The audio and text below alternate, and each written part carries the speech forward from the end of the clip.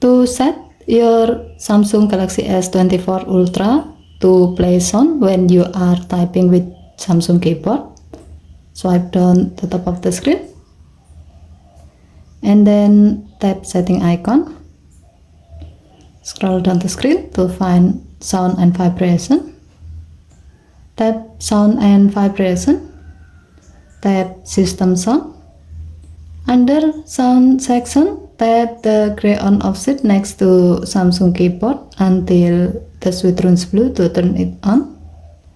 With this option is on, now when you are typing with your Samsung keyboard, like this, your phone will play the sound theme you select on the system sound theme.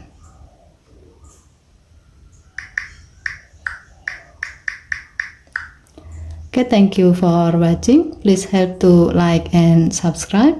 Have a nice day.